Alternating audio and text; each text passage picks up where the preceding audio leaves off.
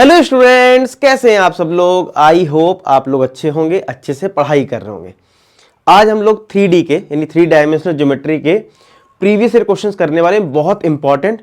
और इस पे क्वेश्चन आएगा ही आएगा, मतलब जो क्वेश्चन आप करोगे इनमें से कोई ना कोई एक क्वेश्चन का टाइप आपको पेपर में देखने को जरूर मिलेगा। ठीक है, हर साल इस टाइप के क्वेश्चन जरूर आए हैं, बहुत एक्सपेक्टेड क्वेश्चन में लेके आया हूं। सबसे पहले तो जो मैंने ये क्वेश्चन लिया क्या है इसमें, if the Cartesian equation of this line right the vector form, right the vector equation. तो ये क्वेश्चन मैंने इसलिए लिया है जिससे आप कन्वर्जन सीख सको कि भाई कार्टेशियन है तो वेक्टर में कैसे लिखते हैं और वेक्टर है तो कार्टेशियन में कैसे लिखते हैं। ये एक नंबर का क्वेश्चन बन जाता है।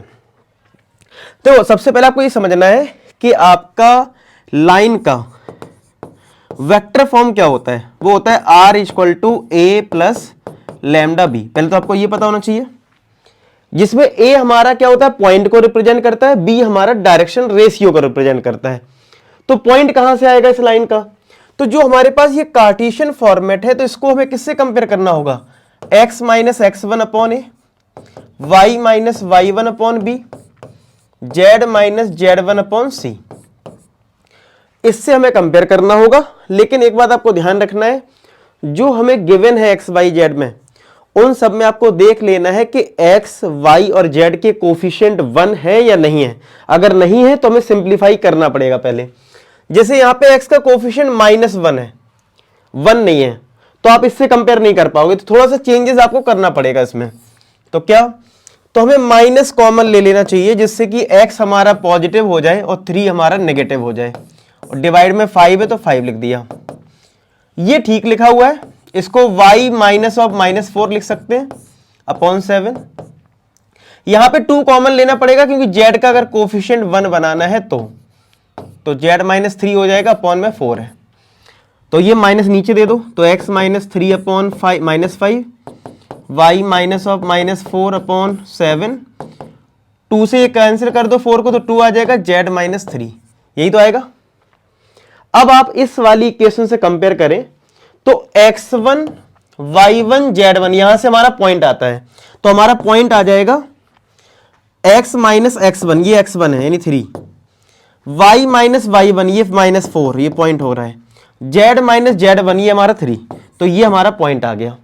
तो जो ये वेक्टर फॉर्म में जो स्मॉल a वेक्टर आपको दिख रहा है, इस पॉइंट का पोजीशन वेक्टर, यानी कि हमारे लिए a वेक्टर बन जाएगा 3i कैप, बस आपको i cap j cap k cap लगाना है, माइनस का 4j कैप प्लस का 3k कैप। ठीक है, तो ये कर दिया क्या, 3i cap minus 4j cap plus 3k cap. Okay जी, b। अब हम इस लाइन से जो नीचे लिखा है a b c, ये होते हैं डायरेक्शन रेशियो। तो a हमारा होता है ये नीचे नंबर -5, b हमारा हो जाएगा 7 और c हमारा हो जाएगा ये 2। ठीक है, a b c आ गया। अब ये जो b वेक्टर होता है वो होता है डायरेक्शन रेशियो का वेक्टर। तो b वेक्टर हमारा आ जाएगा -5i कैप प्लस का 7j कैप प्लस का 2k कैप, यही तो आएगा, देख लो जरा। ठीक है, समझ में आ गया। बस अब इन वैल्यूज को हम यहां पुट कर देंगे, हमारा आंसर आ जाएगा। तो r is equal to a हमारा ये है 3i cap minus 4j cap, ठीक है, प्लस का 3k cap plus lambda times b vector मैंने वो लिख रखा है -5i cap plus 7j cap plus का 2k कैप। आया समझ में। तो इस तरीके से हमारा ये वेक्टर फॉर्म में कन्वर्ट हो गया। तो आपको ये कन्वर्जन आना चाहिए कि भाई a क्या रिप्रेजेंट कर रहा है, b क्या रिप्रेजेंट कर रहा है। समझ में आया, तो पक्का इसको नोट कर लो, बहुत इंपॉर्टेंट है। अब नेक्स्ट हमारा क्वेश्चन बनता है एंगल बिटवीन 2 लाइन्स। तो ये 2 लाइन आपको वेक्टर फॉर्मेट में भी मिल सकती है देखने को, कार्टेशियन फॉर्मेट में भी देखने को मिल सकती है। तो आप तो ये ध्यान रखा करो, चाहे वेक्टर हो चाहे कार्टेशियन, दोनों लाइन की डायरेक्शन रेशियो निकाल लिया करो। क्या निकाला करो, dr। अगर ये कार्टेशियन फॉर्मेट है और सब में बस ये देख लिया करो, जो स्टैंडर्ड फॉर्मेट है क्या उसमें x y z के कोफिशिएंट 1 है क्या, इधर भी 1 है, इधर भी 1 है, इधर भी 1 है। अगर ऐसा है, क्योंकि हमारी जो कार्टेशियन फॉर्मेट की इक्वेशन है वो ये है x minus x1 upon a, y minus y1 upon b, z minus z1 upon c, ये होता है। तो नीचे वाले जो नंबर्स होते हैं वो डायरेक्शन रेशियो होते हैं, लेकिन वो तभी होते हैं जब x y z का कोफिशिएंट 1 हो। तो यहां पे भी 1 है, यहां पे भी 1 है, यहां पे भी 1 है। इससे फर्क नहीं पड़ता है ये -4 लिखा है कि +3, वो तो पॉइंट होता है। क्या होता है? पॉइंट। उसकी हम बात नहीं करेंगे। याद रखना, एंगल निकालने के लिए तुम्हें सिर्फ मतलब होता है डायरेक्शन रेशियो से। किससे मतलब होता है? डायरेक्शन रेशियो से। ये एक स्टैंडर्ड फॉर्मेट में है क्योंकि एक्स वाई जेड का कोफिशिएंट 1 है, तो मैं इसके डायरेक्शन रेशियो लिख सकता हूं ए बी सी, यानी ए हमारा 3 हो जाएगा, बी हमारा 4 हो जाएगा और सी हमारा 5 हो जाएगा। चलो ऐसे इसमें चेक कर लो, एक्स वाई जेड के कोफिशिएंट इसमें भी 1 है, तो इसका मतलब ए हमारा इसमें 4 हो जाएगा, ये नीचे वाला नंबर, बी हमारा -3 और सी हमारा 5। अब कभी भी दो चीजें होती हैं तो पहले वाले में 1 1 लगा दो, दूसरे वाले में 2 2 लगा दो। ठीक है, डायरेक्शन रेशियो का काम होता है, ध्यान रखना। बस अब आप एक फॉर्मूला याद रख लो एंगल बिटवीन टू लाइन का, cos थीटा का, a1 a2 plus b1 b2 plus c1 c2 upon square root of a1 square plus b1 square plus c1 square, square root of इनका सबका a2 square plus b2 square plus c2 square. समझ रहे हो? तो यानी आपको क्या करना है, चाहे वेक्टर फॉर्मेट हो चाहे कार्टेशियन, दोनों लाइन के dr निकाल लो। अब dr निकालना आपको आता होगा। ठीक है, तो भाई अब पुट कर दो वैल्यू। तो a1 हमारा 3, a2 हमारा 4, b1 हमारा 4, b2 हमारा -3, c1 5, c2 5 upon square root of इन सबका स्क्वायर करना है, 3 square plus 4 square plus 5 square, square root of 4 square plus of -3 का स्क्वायर प्लस का 5 स्क्वायर। 3 इंटू 4 12 होगा, 12 फिर माइनस का 12 प्लस का 25 अपॉन ये कितना आएगा, 16 9 25 25 रूट 50 आएगा, रूट 50 मल्टीप्लाई में रूट 50, ये कट गया, 25 अपॉन 50, क्योंकि रूट रूट कट जाएगा 50 आ जाएगा, यानी 1/2 आ गया। तो यानी cos थीटा कितना आ गया, 1/2। तो cos की वैल्यू 1/2 कहां होती है, π/3, 60 डिग्री पे होता ना, तो आंसर क्या आ गया, π/3 आ गया, π/3 पे हो जाएगा आंसर। तो एंगल कितना हो गया लाइन का, π/3। क्लियर है क्या, पक्का? तो आपको ये फॉर्मूला याद रखना है और ये डायरेक्शन रेशियो निकालना है, और ये बहुत इंपॉर्टेंट क्वेश्चन है, बहुत बार पूछा गया है। ठीक है, अब एक आता है डिस्टेंस बिटवीन टू लाइंस का, भाई समझ रहे हो, ये भी बहुत पूछा गया है। ठीक है, डिस्टेंस बिटवीन टू लाइन। तो भाई डिस्टेंस बिटवीन टू लाइंस में क्या करना, आप कंपेयर कर लो आपका अच्छा एक चीज और, अगर इन केस कार्टेशियन फॉर्म का कोई क्वेश्चन मतलब दे रखा हो, कार्टेशियन फॉर्म दे रखा हो और शॉर्टेज डिस्टेंस पूछी जाए, तो मेरी रिक्वेस्ट है कि आप ज्यादा फॉर्मूला याद मत रखो, आप उसको वेक्टर फॉर्म में कन्वर्ट कर लेना। वेक्टर फॉर्म में कन्वर्ट करना मैंने सिखा रखा है। ठीक है, तो ये ऑलरेडी वेक्टर फॉर्मेट में है। ठीक है, आपको बस वेक्टर फॉर्मेट का फॉर्मूला याद रखना है, ज्यादा फॉर्मूला याद करने की जरूरत नहीं है। ठीक है, तो भाई अगर ये दो लाइन है तो हम इसको किससे कंपेयर करेंगे, r = a plus lambda b से। ठीक है, इसको भी कंपेयर करेंगे r = a plus lambda b, यही होता है वेक्टर फॉर्मेट। अब ये दो लाइन है तो यहां पे a1 b1 कर लेते हैं, यहां पे a2 b2 कर लो। ठीक है, और लैम्डा यहां पे है तो इस वाले में, सेकंड वाले में हम कुछ दूसरा कांस्टेंट लगा देते हैं, म्यू लगा देते हैं, जैसे म्यू लगा भी है यहां पे। चलो अब कंपेयर करो, लैम्डा के पहले जो है वो a1 है, तो a1 हमारा हो गया 4i cap minus j cap, और b1 हमारा क्या हो गया, लैम्डा के बाद जो लिखा है i cap plus 2j cap minus का 3k कैप। ठीक है, ऐसे इसमें a2 ये हो जाएगा, म्यू के पहले जो लिखा है i cap minus j cap plus 2k cap, और b2 हमारा क्या हो जाएगा, b2 वेक्टर हो जाएगा म्यू के इधर 2i cap plus 4j cap minus का 5k कैप। ठीक है, ये आ गया। अब आपको एक फॉर्मूला याद होना चाहिए शॉर्टेस्ट डिस्टेंस का, वो क्या होता है, a2 माइनस a1 का dot product b1 cross b2 के साथ, और b1 क्रॉस b2 का मैग्नीट्यूड नीचे आएगा और इस पूरे का मैग्नीट्यूड। ये फॉर्मूला आपको याद रखना है। पहले आप इतनी सारी चीजें नोट कर लो, फिर अब हम लोग फॉर्मूला अप्लाई करेंगे और देखेंगे फॉर्मूले में क्या क्या रिक्वायरमेंट है, उसके अकॉर्डिंग चलेंगे। पहले आप इतना नोट करें। देखो अब क्या करना है आपको, अब ये नहीं करना है कि आपने पता चले फॉर्मूले में सारी वैल्यू पुट कर दी, बहुत लेंदी हो जाएगा। पहले क्या करो, एक एक करके सारी वैल्यूज निकाल लो, यानी कि a2 माइनस a1 निकाल लो, b1 क्रॉस b2 निकाल लो, उसका मैग्नीट्यूड निकाल दो, फिर सीधा पुट कर देंगे इस फॉर्मूले में। ठीक है, तो चलो सबसे पहले a2 माइनस a1 निकाल लेते हैं। a2 माइनस a1, अब a2 कितना है, ये है, तो i cap minus j cap plus का 2k कैप माइनस a1 हमारा ये है 4i कैप माइनस का j कैप। ठीक है, चलो सब्सट्रैक्ट करते हैं, तो i cap minus j cap plus 2k cap minus 4i cap plus j cap, तो कितना आ जाएगा, देखो यहां से i माइनस 4 माइनस का 3i माइनस का j प्लस का j तो कट गया यार, तो प्लस का 2k कैप, इतना ही आया फिर हमारा a2 माइनस a1। ठीक है, चलो इतना आ गया। अब हम b1 क्रॉस b2 निकालेंगे, b1 क्रॉस b2। अब b1 क्रॉस b2 जो है वो कितना, कैसे आएगा, वो आता है आपको अगर याद हो, ये b1 है और ये b2 है, दो वेक्टर का क्रॉस प्रोडक्ट कैसे आता है, i कैप लिखते हैं, j कैप लिखते हैं, k कैप, डिटरमिनेंट से निकालते हैं। पहले हम इसके कोफिशिएंट लिखेंगे तो 1 2 माइनस 3, फिर थर्ड रो में हम इसके कोफिशिएंट लिखेंगे तो 2 4 माइनस 5।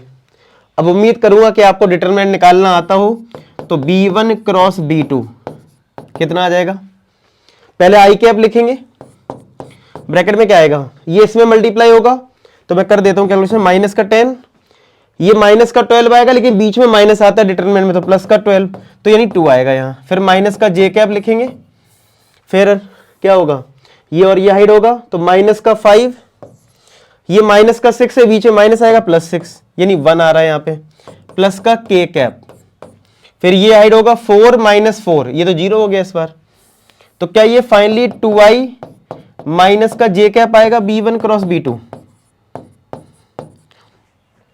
अब आपको इसके मैग्नीट्यूड की भी जरूरत है, देखो इस डिवाइड में, तो b1 क्रॉस b2 भी निकाल लो इसका मैग्नीट्यूड, तो मैग्नीट्यूड क्या होता है, स्क्वायर रूट ऑफ i के कोफिशिएंट का स्क्वायर, j का कोफिशिएंट -1 है, तो क्या √5 आ गया।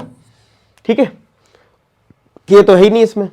अब हमें डॉट प्रोडक्ट निकालना है इसका और इसका, चलो निकाल लेते हैं। a2 माइनस a1 का dot product b1 cross b2 के साथ निकालो आप लोग। ठीक है, तो इसको ऊपर थोड़ा कर दूं, तो यहां पे a2 माइनस a1 हमारा क्या है, ये माइनस का 3i कैप प्लस का 2k cap dot b1 cross b2 कितना है, 2i कैप माइनस का j कैप। चलो मल्टीप्लाई करते हैं, 3 2 जा 6, i का i के साथ मल्टीप्लाई होता है डॉट प्रोडक्ट में। अच्छा, अब यहां पे j नहीं है, तो j का मतलब है 0j, तो यहां पे मल्टीप्लाई करोगे 0 आएगा। फिर यहां पे k है, तो यहां पे k नहीं है, तो यहां 0k होगा, तो 2 का मल्टीप्लाई 0 में 0, यानी -6 ही आएगा।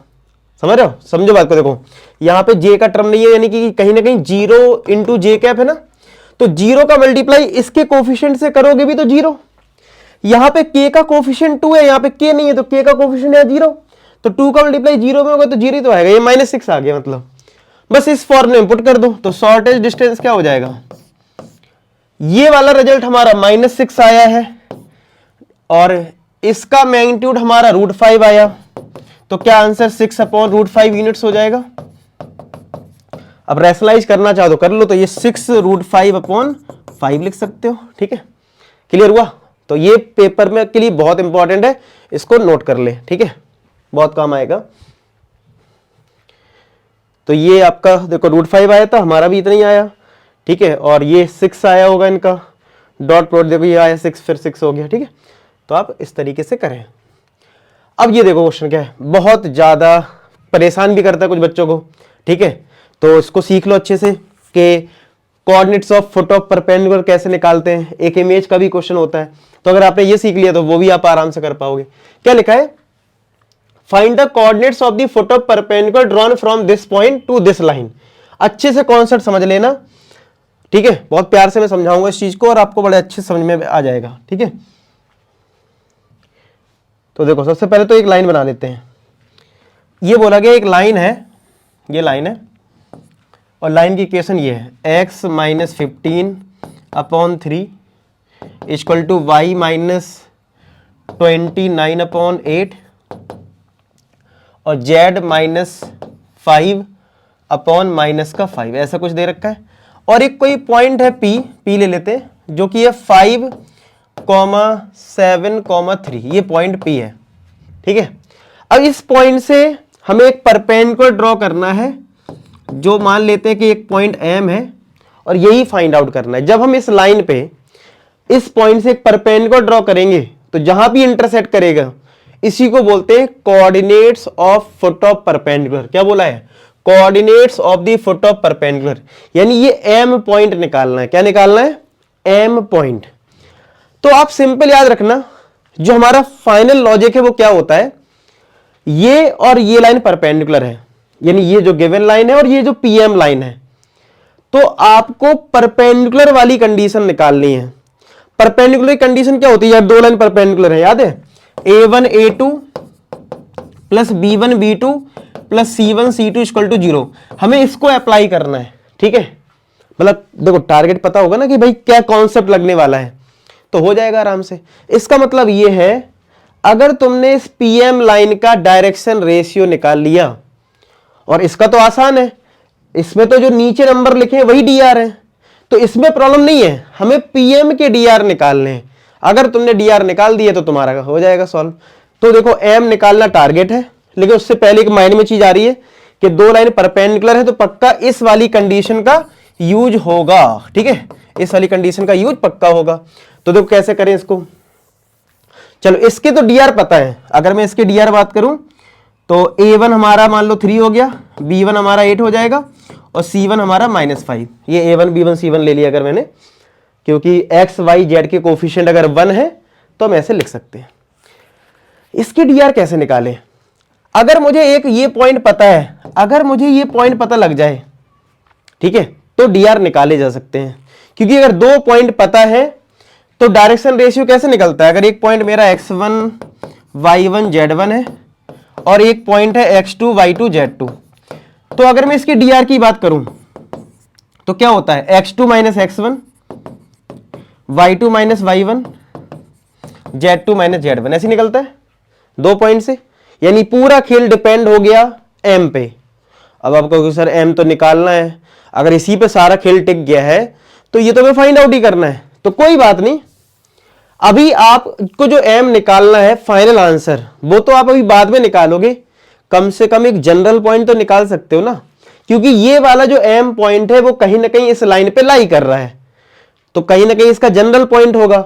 तो मैं क्या करूंगा, ये जो लाइन की कंडीशन गिवन है x minus 15/3, y minus 29/8, z minus 5/-5, तो अगर मैं इसको लैम्डा के इक्वल ले लूं तो यहां से x y z जो कोऑर्डिनेट आएगा वो लैम्डा के टर्म्स में आएगा, उसी को मैं मान लूंगा वो m है। आप ले सकते हो किसी भी लाइन पे एक जनरल पॉइंट लैम्डा के फॉर्म में आप ले सकते हो, कहीं पे भी कोई दिक्कत नहीं। हम उसको m ले लेंगे, बस लैम्डा निकाल लेंगे, हमारा आंसर आ जाएगा। तो क्या करना होता है, अब आपको हो सकता है मेरी 5 मिनट जो मैंने अभी डिस्कशन करा कुछ समझ में ना आया हो सकता है, क्योंकि ये चैप्टर थोड़ा सा रहता है, लेकिन अब मैं तुम्हें कंक्लूजन दे दे रहा हूं। क्या सिंपल क्या करना है, इस लाइन का जनरल पॉइंट निकालना है, जो मैं निकालने वाला हूं लैम्डा के टर्म्स में। जैसे ये पॉइंट आएगा इसके डीआर निकालेंगे, इसके डीआर निकाल लिए, परपेंडिकुलर वाली कंडीशन लगा देंगे, लैम्डा फाइंड आउट कर लेंगे, वापस लैम्डा पुट कर देंगे, खत्म हो गया कंक्लूजन। चलो तो मैं निकाल के दिखाता हूं। तो सबसे पहले मैंने अगर इस x को इसके इक्वल करा लैम्डा के, तो 3 लैम्डा, तो x कितना आ जाएगा यहां से 3 लैम्डा, और ये माइनस का 15 हो जाएगा प्लस का 15, ये हो गया x। यहां से y माइनस 29/8 को कर दो लैम्डा के इक्वल, तो कितना आ जाएगा y 8 लैम्डा प्लस का 29, और ऐसे यहाँ पे z माइनस 5/-5 को लैम्डा के इक्वल कर दो, तो z आ जाएगा माइनस का 5 लैम्डा प्लस 5। तो x y z कोऑर्डिनेट आ गया, तो हमारा m पॉइंट हो जाएगा 3 lambda plus 15, 8 lambda plus 29, minus का 5 लैम्डा प्लस 5। क्लियर? अब मैं फिर से एक और कंक्लूजन कर दे रहा हूं जिससे आपको क्लियरिटी आ जाए। क्या हमें इस लाइन का जनरल पॉइंट निकालना था, निकाल दिया, एक्स वाई जेड निकाल दिया लैम्डा के फॉर्म में, उसको m मान लिया। अब m पॉइंट अगर आ चुका है तो dr भी आराम से निकल आएंगे, इसके dr पता है, परपेंडिकुलर कंडीशन लगाएंगे, लैम्डा निकालेंगे, बस लैम्डा को यहां पुट करेंगे, m पॉइंट आ जाएगा, और m ही हमारा coordinate of foot of perpendicular है। ठीक है, चलो चलो पीएम के डीआर निकाल लेते हैं। डीआर ऑफ पीएम कैसे निकलेगा?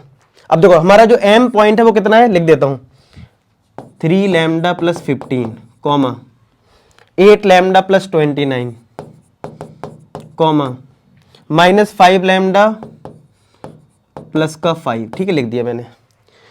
तो अगर ये x2 y2 z2 है और अगर इसको x1 y1 z1 मान लें तो dr कैसे निकलता है, x2 माइनस x1 से, यानी कि 3 लैम्डा प्लस 15 माइनस 5 कॉमा ये हमारा a हो जाएगा। ठीक है, फिर y2 माइनस y1 यानी कि 8 लैम्डा प्लस का 29 माइनस का 7, फिर ये माइनस का 5 लैम्डा प्लस का 5 माइनस का 3 z2 माइनस z1।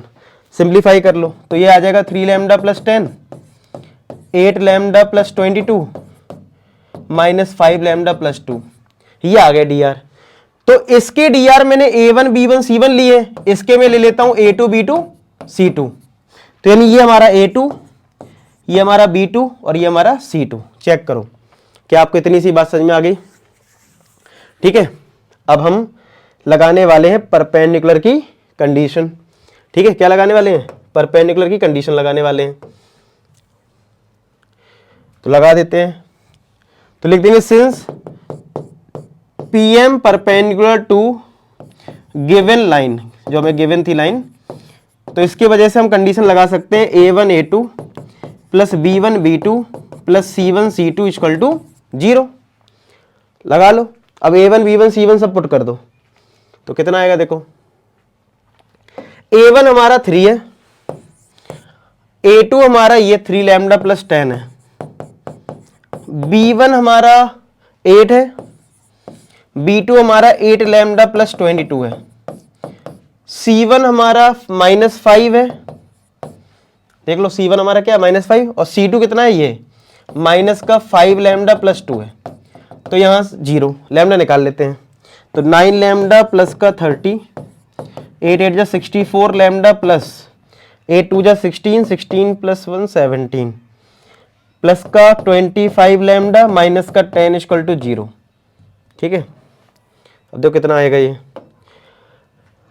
64 प्लस 9 कितना हुआ 75, 75 प्लस 25 100 लैम्डा प्लस 36 में सॉरी 176 में 10 माइनस करेंगे।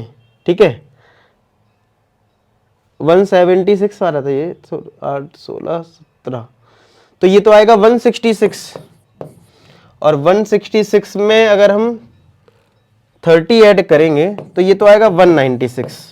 लेकिन लैम्डा का रिजल्ट तो कुछ और आता है, एक मिनट, 20 ये हमारा हो गया तुम्हारा, नहीं सॉरी ये 64 प्लस 9 73 होगा, हाँ तो ये 98 आएगा, 98 लैम्डा ना, 98 लैम्डा आएगा। ठीक है, देखो ये आएगा तुम्हारा, इसमें 1 कम हो गया, एक इसमें कम है, हाँ इसीलिए तुम्हारा, ठीक है, तो 75 98 आएगा, और ये आ रहा 196 इक्वल टू 0, तो 98 लैम्डा इक्वल टू माइनस 196, तो क्या लैम्डा माइनस 2 आ जाएगा।